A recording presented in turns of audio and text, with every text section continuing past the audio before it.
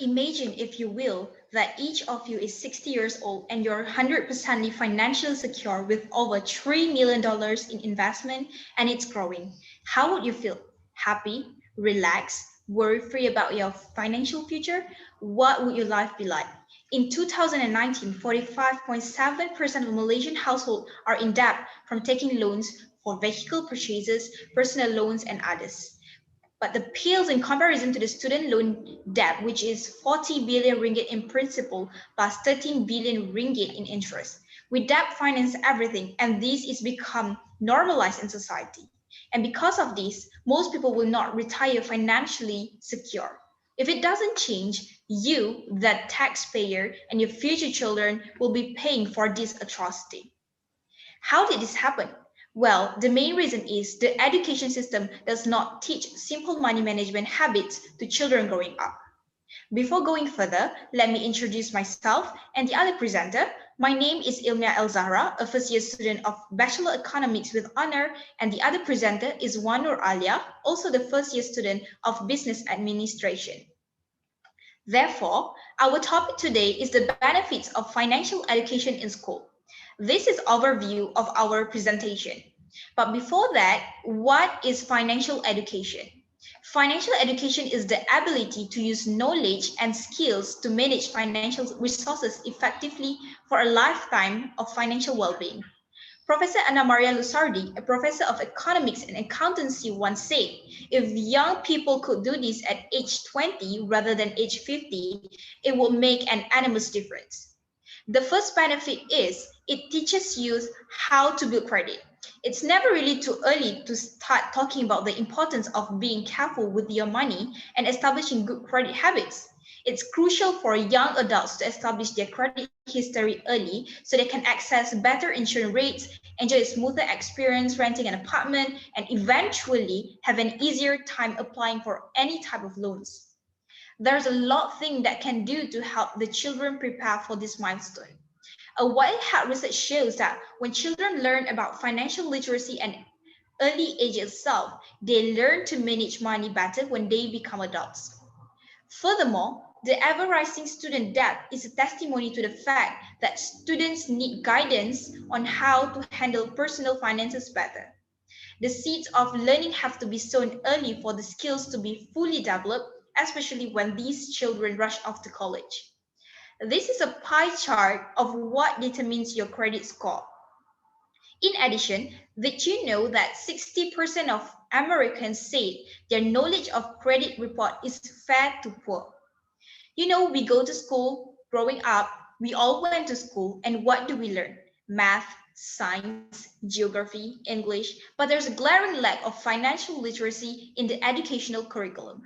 It can be incorporated into various other subjects, enabling what is essentially termed as a cross-curricular approach. An example in this regard introducing financial education concepts in the subject of mathematics and integrating entrepreneurial aspect in business studies. And worldwide, there's a percept that we are to go to school, we get educated, we get a job, but nobody's teaching us how to manage money properly. Most people will graduate from university with no financial foundation and only debt, and most people are going into the professional world completely in debt. Simply because the education system is not teaching us, you, me, and our future children how to manage money properly. My belief is that the school system failed us and by not including financial literacy in curriculum. We all grow up, we all graduated with knowledge in certain areas, but the entire world runs on money, and if you don't know how to manage it properly, you will run into trouble. I will pass to the next presenter. Thank you. Thanks a lot, Mia. Hello, good day everyone. I'm Alia. Now, let us see what the second main point is. According to what we have found for our research, another point worth to be mentioned as the benefit of financial education in school is it empowers youth to make smart financial decisions. You must be wondering what does it mean by smart financial decisions, isn't it? Let me explain. First of all, smart financial decisions, where in this case we are focusing on youth, is by having a healthy spending habits. I got some interesting fact to be shared with you in the next slide, but before that, I would like to say it might surprise you though. These are the facts about youth in Malaysia's spending habits, reported by our Finance Minister Tunku Zafar Aziz early this year.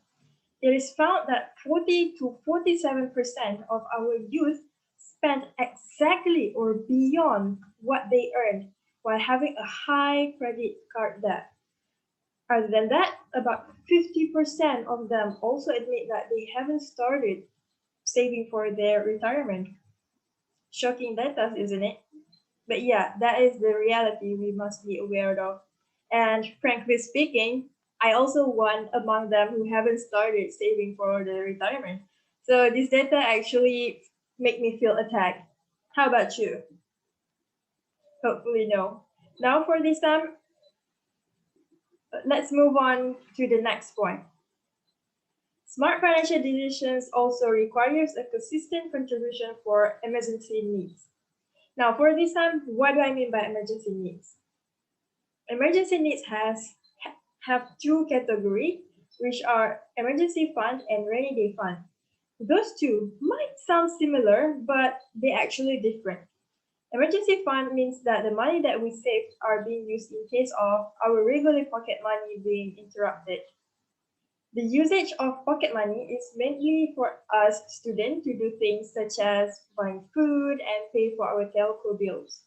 Hence, emergency fund is important in determining how long we could survive when that happens to us.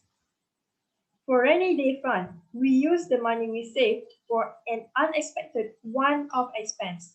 In this picture, we can see a smartphone. So, example for one-off expense is a case when our smartphone is broken. We either need to fix it or replace it with a new one, right? You know what? According to a survey by Ringgit Plus early this year too, it is stated that 60% of the Malaysian youth are unable to survive beyond 3 months, and 29% of them only realize the importance of emergency funds since MCO started last year. Why? Wow, right? Uh-huh. Okay, now it's time to wrap up. In conclusion, why is it so important for financial education to be taught in school though? Well, let us make some recap. By having financial education in school, first, it teaches youth on how to build credit, and second, it helps in empowering youth to make smart financial decisions. As young adults, we have to make efforts in learning about financial decisions because at this age, we now need to know how to survive independently. As the ending, it is not salary that makes you rich. It's your spending habits by Charles A. Jave, a financial book author. Thank you so much for listening. I hope you find the information we have shared with you are useful and have a good day. Bye.